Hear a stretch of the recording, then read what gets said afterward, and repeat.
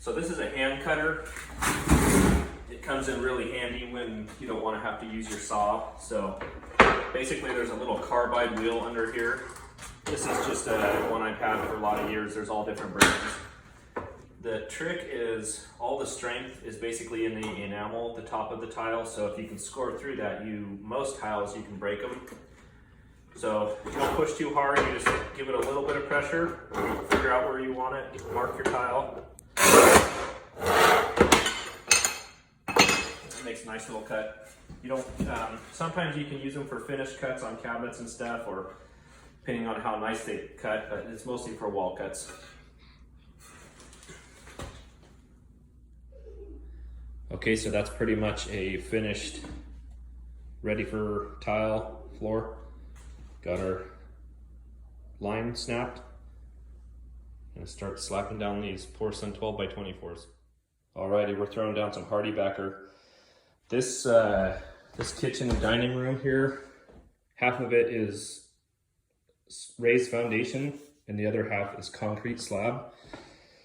So we're going from raised foundation over here, modified thin set, 1/4 inch notch, a little bit soupy, make it a little bit wet, and a roofing nailer, 1/4 inch roofing nails for all the raised foundation, so the wood subfloor.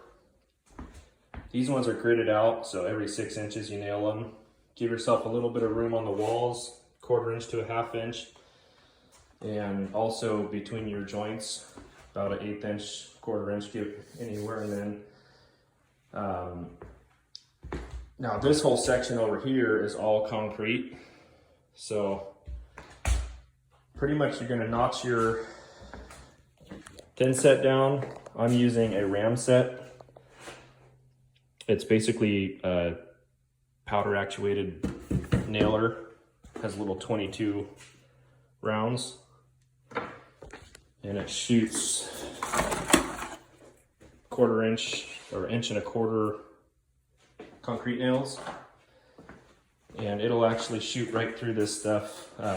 So always fasten them really well. Just started here just to show you a couple of the nail holes. It's real simple. Cut everything in first. You want to cut everything. You don't want any 4 joints meeting up anywhere. You want 3 joints. You can see all around that it's staggered, and that's part of the warranty.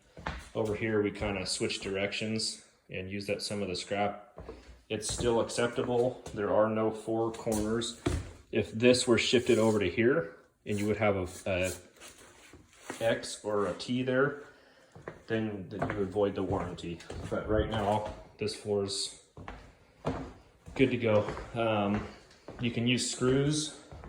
It's not necessary if you want to speed it up a little bit. Just use modified thin set and your roofing nailer, and set the depth to where it's not going too deep and not sticking any nails up. And then wear your ear protection and your goggles when you start using either one of the tools, but especially this. It's neighbors can think you're shooting off gun in the house, but that's about it. Then you're going to go through with Hardi backer seam tape. I'll take another quick video of that, and I'll keep going on this one. All right, so that's some seam tape, just a fiberglass seam tape. Take a little bit of thin set after you stick them down and cut them, and I like to just fill it with a little bit of thin set. Boom. You just go around, do the entire floor just like that. Make sure there's no globs or anything once it dries up, so you're not scraping. And just do the whole floor. One last thing I forgot to mention, the way that this Hardi backer is running, you see the long ways going away from you.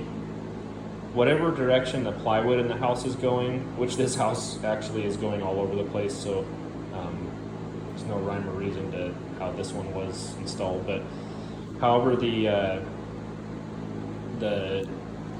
plywood is running, because the plywood will be in similar shaped sheets, you want to go crossways from that. So if the plywood is running this way in the house, you put your Hardi backer crossways against it. Just another way to keep it strengthened a little bit.